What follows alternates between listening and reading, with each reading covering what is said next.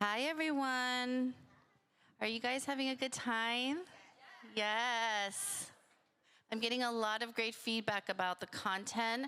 I feel like I have to go back and watch everything via video because I'm not fully able to digest everything, right? Yeah, but it's normal. I mean, you're putting on this event, so Yeah. it makes sense. Yeah. It's okay. No, but You're juggling a lot of things. I'm juggling a couple of things, but Yeah. it's so this is my jam right here, and this is why I'm moderating. A couple of things I realized this morning. I was so nervous in my welcoming remarks, and I have to say I was getting a little emotional, and then I saw the faces of some people that I know that were also getting emotional, and then I was kind of vibing off that, so I was like, oh no, this could turn into like a full tears moment, and I was like, no. So then I kind of skipped over because I wanted to just kind of end it, and I realized I didn't say anything about landing. I didn't say anything about what we do. I'm a horrible spokesperson for my company, and so I'm going to redeem myself. So I am the CEO of Landing International, and what we do is we develop technology products to help diverse brands succeed in retail and also better serve diverse customers. So we do that through our Beautyfluent mobile app product. And then if you have seen the marketplace, we are just launching today our Edie, who is our AI chatbot and is able to even further the capabilities of our Beautyfluent mobile app. Over the course of my career, I think I've launched over 200 BIPOC, female-founded LGBTQ brands, and hopefully we'll be launching more. Woo! Yes. That's amazing. And then, so Sabrina, I don't know if you guys know, but so now this is like full-on self-promotion. Sabrina and I co-host a podcast together. And so we were talking, it's called Full Stack Beauty. It's available on iTunes, Spotify, anywhere where podcasts are found. And You've gotten good at this promotional yes, I'm getting, thing. now it's like, forget the panel, I'm just on a roll. But we were on this panel together, and I was like, oh, we should just do it like our podcast, you know, more like conversational. So I've roped her in to be my co-moderator, and I will turn it over for her introduction, and then we'll just go around. All right, since you're shamelessly plugging what you guys do, I'll have a quick bit. So my name is Sabrina Noorani. I'm the CEO and founder of Clear For Me. And Clear For Me is an ingredient platform, a neutral ingredient platform. We power the ingredient education, search, and personalization capabilities for brands and retailers. We got our start first with Credo Beauty, which was our first big retail partner that gave us, you know, the validation that we needed, that education, transparency is an important part of the consumer experience and needs to be part of the entire shopping experience. And then we've since been growing and now working on utilizing our ingredient data, which we have over 100 million different data points about ingredients, their concerns that they treat, the attributes of them, to be able to drive personalized recommendations on the site experience for customers. So I'll turn it over to our panelists here. Sylvan, please, can you share a little bit about what you do, and then we'll dive in Iso after. Awesome. Hi, everyone. My name is Sylvan. I am the co-founder and COO of Hue. And what we do is we help brands bring inclusive content, so user-generated content onto their e-commerce and social and ad channels. We really started Hue with the three of us of co-founders really needing to see different types of people across different skin tones, skin types, body types, et cetera. And really, how do we create an inclusive e-commerce experience? And so we have a community of over 2,000 creators. They're just like people like you and I.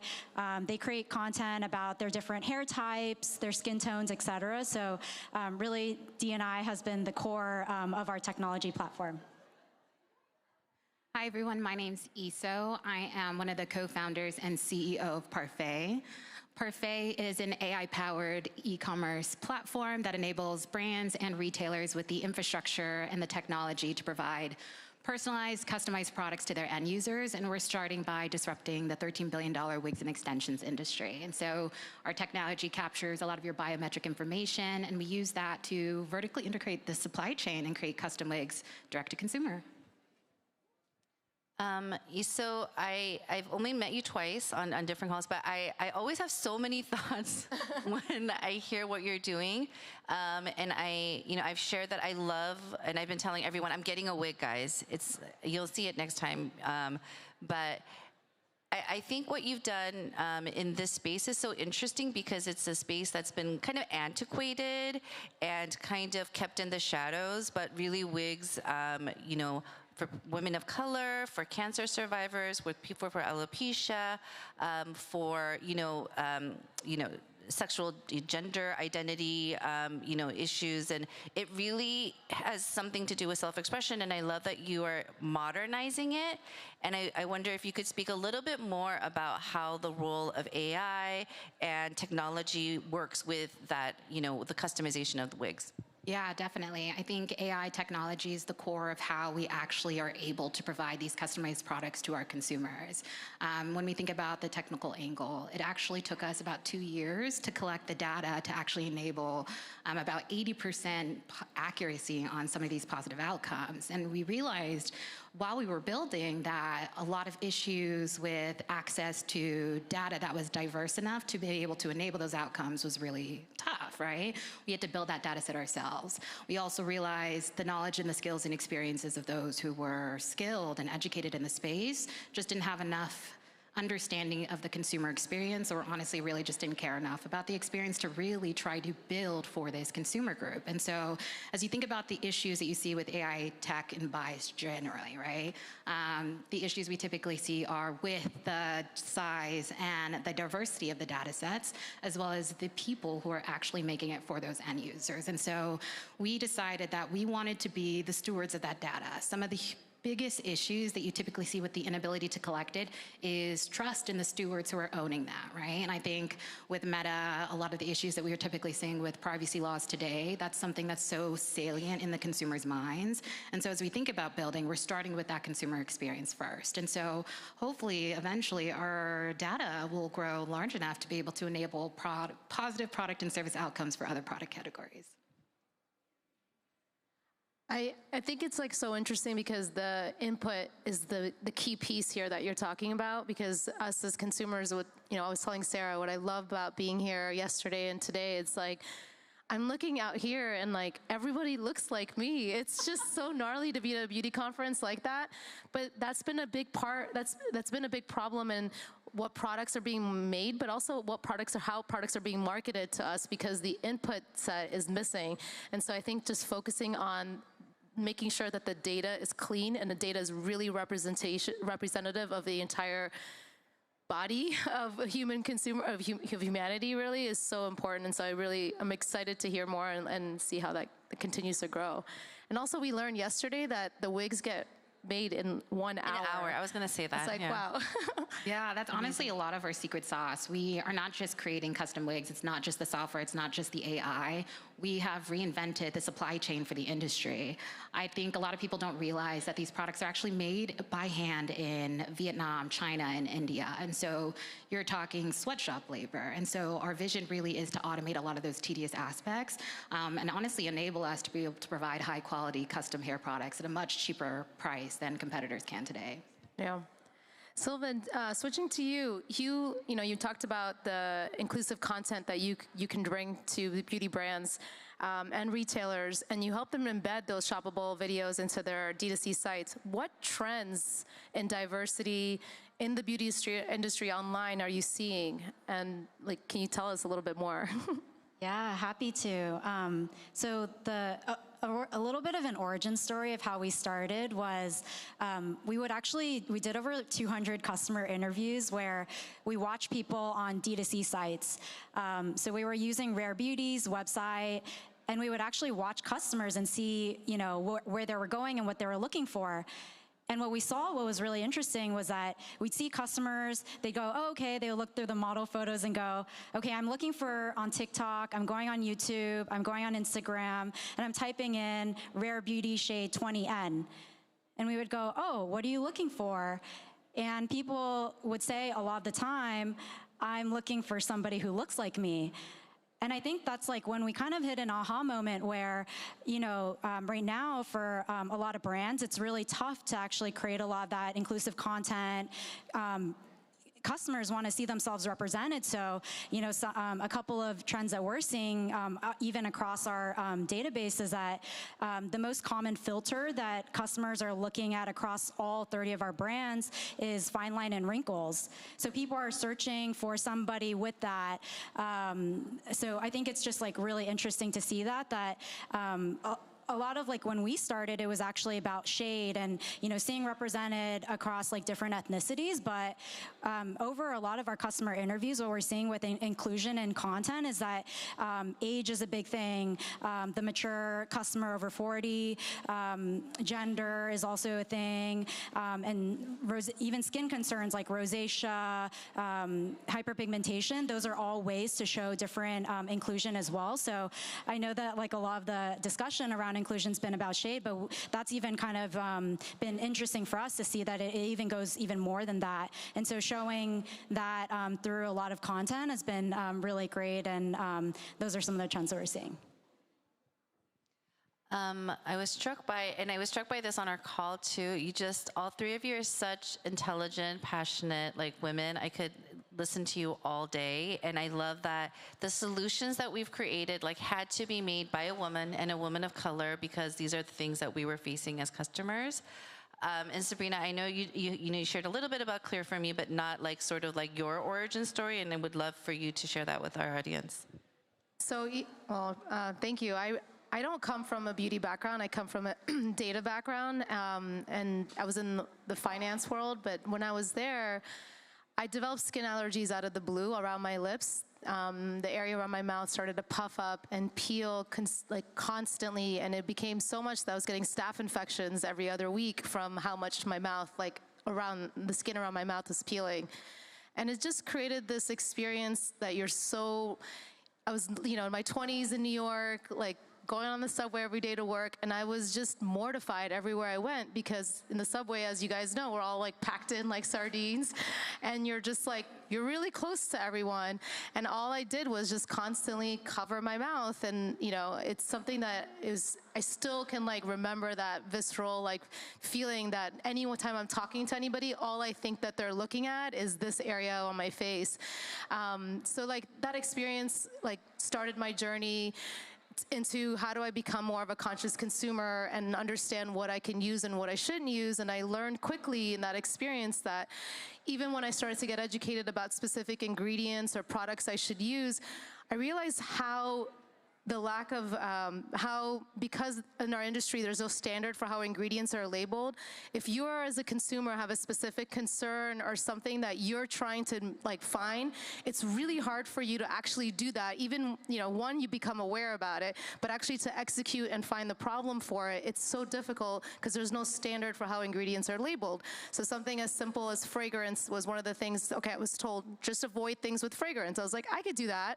Then I learned there's 32 different synonyms that are used in ingredient lists for fragrance. And I'm like, great, that's gonna be helpful, with these little packages across everything that you're using, shampoo, lipstick, cleansers, my boyfriend, now husband's products, because obviously, I'm gonna kiss him. So it's just, the list goes on.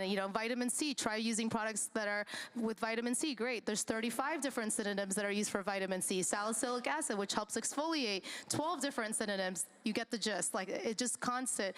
And so for me, it was this aha moment of products have ingredients. Ingredients are literally the common denominator of how, effective a product is, but that information is not being used by retailers in this industry in a way to optimize how a consumer experience, how seamless a consumer's experience should be, and be able to drive confidence, empowerment, and really clarity when you're purchasing a product. We all want to buy a product and feel confident that that product's going to work for any concern that we have, and I know I had a really extreme case, but I think that extends to even just basic, more simple concerns that we feel like we can try to find products for us.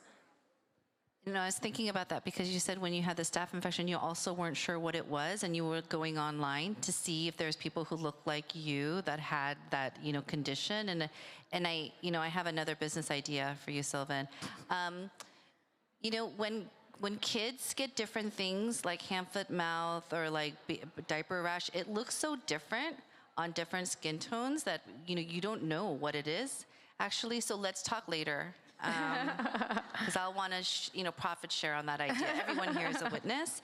I wanted to kind of switch our focus to the topic of inclusivity as it relates to our technology products, and how do we make sure that we continue to prioritize DEI within, sort of like our technology products and in the tech industry as a whole. You want to, Yeah, for sure. So at Parfait, our mission is to create beauty experiences with technology that truly recognize and prioritize all people. And so I think a little bit when you asked that question about our founding story and our Parfait origin journey, and for me, it actually started when I was 10 years old. So I was an immigrant from Nigeria, moved to a predominantly white neighborhood, started getting bullied for the texture of my hair, convinced my mom to let me chemically straighten it, and then I was a bald 10-year-old. And so I started wearing wigs since I was 10 years old, really trying to navigate how do you find the right products that actually fit my unique features, my hairline at that time. My hair was changing constantly throughout that. I want to say it took me 10 years before I felt comfortable wearing my natural hair by itself without any kind of protective styling again. And so I think foundationally, I realized that hair was such a personalized experience that it was really tough to try to put people into use cases or into consumer profiles, because your unique experience can change over the course of your lifetime. And so your hair journey changes with that as well. And so really the core of what we really want to do and what we're trying to do is build that technology that can truly provide true customization for any type of beauty product. And so I will definitely be talking to you later, because we definitely have that issue as we think about trying to resonate with different backgrounds and skin tones, and honestly just biometric facial features and measurements, because the wig product itself really requires you to understand a 360 version of yourself, your hair, your head dimensions, the color palettes of your skin tone. All of those are required to actually make a product that fits uniquely to you and that actually looks natural. And so as we continue to build into the future, what we're really doing is trying to take all of those use cases, package it into something that can truly provide true personalization, and hopefully we'll be able to do that in the next 10 years. I just want to say I just love your founding story. I'm like so inspired. I think it's so cool. Yeah, I think when we think about tech and D&I, I think it's one thing that we struggle sometimes as a founding team is that I guess there's not a lot of tech founders that look like us sometimes in the room. And I think that's so important to have, women of color, women who are actually creating the technology products. We used to look at, some of the AR, VR things, and we would test them. And I remember one of my co-founders was like, my skin tone doesn't actually show up in these like virtual try-on apps. Like it's not, the data set, as you mentioned, are just not representative of it. And so I think it's just so important as we think about innovation that we have leaders and founders who actually have that experience and that in mind. There have been a couple of other things that have surprised me actually around like lipsticks showing up, different on, all of our skin tones. We're all three like very different skin tones. One of my co-founders said, I'm not going to use dry shampoo. That doesn't work on my hair type. This sunscreen's going to look different. And so I think as we think about, just innovation in tech, I think it's just so important to have the right team and the people in the room who kind of go through all of that as we're building. So, yeah. How do you both, approach product development specifically within your companies to ensure like inclusivity and to ensure like the diverse representation? Because it's not just skin tone. There's a lot of different areas, concerns, everything that you guys have talked about. So like, how do you think about that with your product development? Yeah, so a lot of the time we do like pretty extensive customer research. So we like interview customers, we interview our brands. We're like constantly like running different tests, like A/B tests on actual websites. We have a lot of data to figure out like, okay, maybe people are, like I mentioned, looking for fine line wrinkles. Maybe they're, 80% of your customers are looking for people with coily hair. So I think just like using a lot of that data to figure out like what is resonating with a lot of the customers and our brands is probably the most helpful. I definitely recognize, and the data piece has definitely been the core of how we really think about personalization for different types of people. Again, like I mentioned, for us, we spent 2 years literally building the data set. And so literally measuring thousands of people, trying to understand color theory, to understand the color palettes of thousands of different types of profiles. And so really putting all of that knowledge into the technology and then testing it live. Our solution is a commerce solution. It works for retailers, it works for B2B, but we started direct to consumer purposely because we wanted to make sure that we could touch every consumer type that we could think of, so that way the technology could reflect as much diversity as possible. And honestly, we found that we thought we would be 80% accurate. We're about 90% accurate, but that 10% is such a vast array of different skin tones, age groups. Like when you talk about people with fine lines, it's kind of crazy what you learn, what diversity actually looks like and what those preferences that really truly define the uniqueness of each of us. And so really leaning into the data at least helps us to categorize folks into some sort of subsection, but really the data will really allow us to pinpoint exactly what level of personalization is required to provide value. I know we talked a little bit on our call that, we're all technology founders, we all provide a service and we do it like, in various ways, like I'm completely B2B, I think right now you're focused on direct to consumer, and then we've got some mixes here. And I guess, what do we want to say to, organizations, to brands, to retailers about using technology to further DEI, or even, maybe to individuals? If you don't, I'm going to take your market share. I mean, I think the one thing I'd add is like technology is this incredible access point, because, now like before there was just so much cost prohibitive resistance around being able to think about initiatives like inclusivity with your content, your product, how you deliver the experience to the end consumer, either D2C with a brand or even on the retailer in store and on their own D2C sites. And so I think if someone's not using technology, to your point, they're just going to lose, right? There's just too much. Consumers are too savvy. They're seeking information. They're seeking experiences that really help them feel seen. The reason we feel empowered when we buy something is because we feel that this is meeting our needs. So the idea that, for me, ingredient information not to be embedded into the recommendations that I'm getting when I'm shopping somewhere is insane to me in beauty, because that's the core denominator of products, right? To be able to not see products in the hues in the colors that you feel, or in the textures, or the skin peeling that I had with my lips, that is what's going to make me feel seen, and technology is that access point. And so that's how I think about it. I love that. Okay, I think that is a good way to segue to audience questions. Give you a moment. Oh, hello.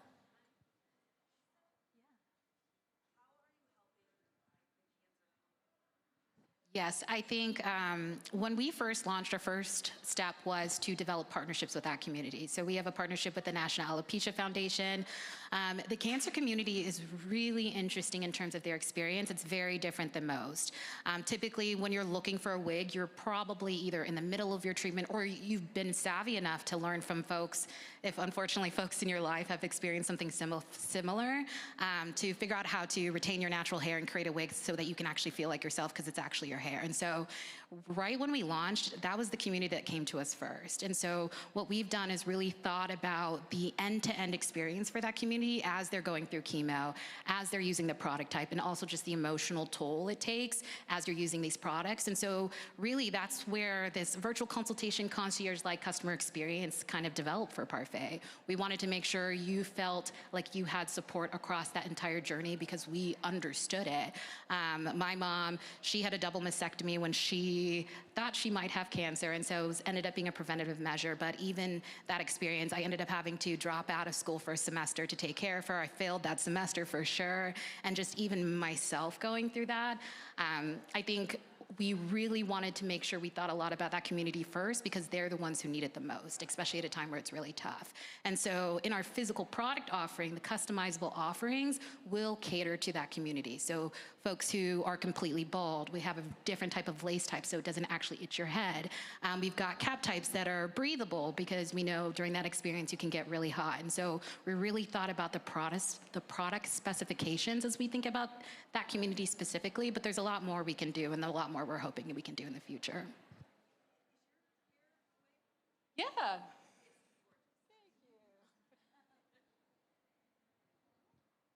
Any other questions? Yes, Manara? Can I give you this? So we all know that tech needs data collection in order to power DEI. How do you balance data collection from BIPOC communities with their need for privacy?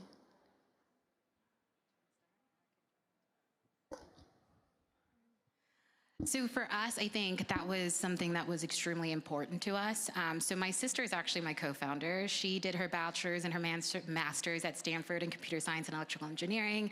She worked for 7 years at Google, was deep into that privacy area, why Google is super woke when it comes to AI.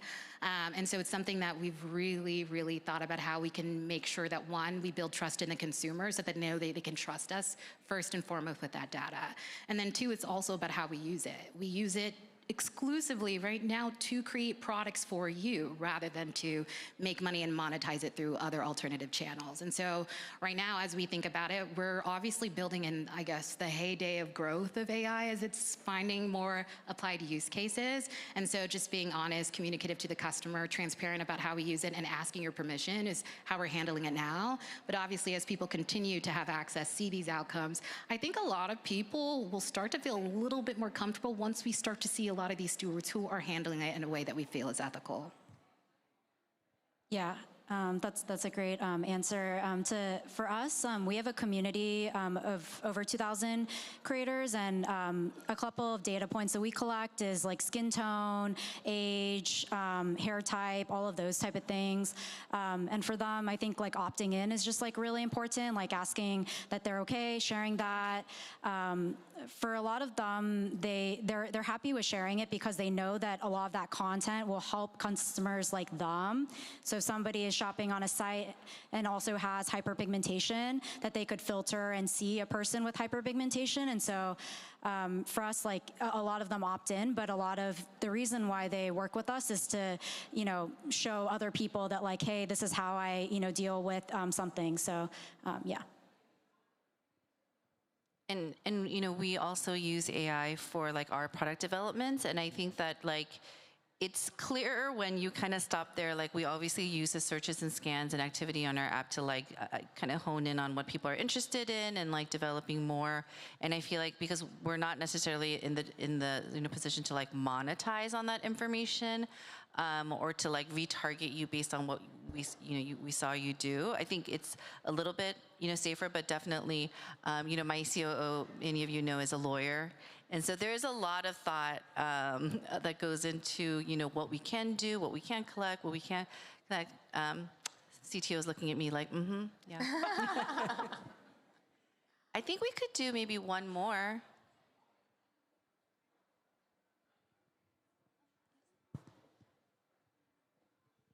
Hi, for Sylvan, I have a question for you. When working with Hugh and working with, like a large group of creators that you source from, I'd love to know within, when you're sourcing, when you get, an RFP from a company, what kind of percentages are looking for disabled creators?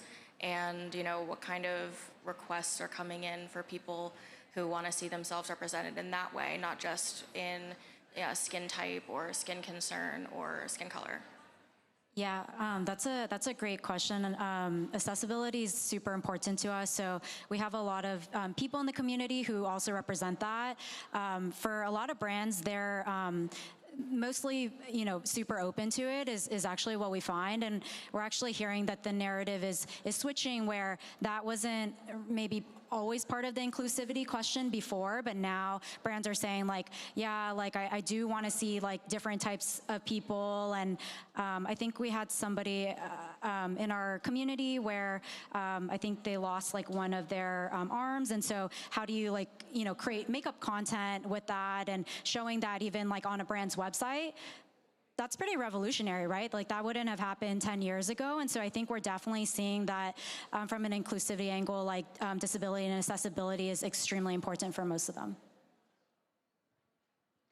Well, thank you. I do believe that is all the time we have. Thank you so much for this conversation, for my co-moderator and podcast co-host, Sabrina, and thank you to Sylvan and Iso. It was so lovely to get to know you through this process, and would love to feel like there's a lot of collaboration, just like all around. Profit sharing. Profit sharing, yeah. I'll talk to you about the business idea. Thank you guys. Thank you.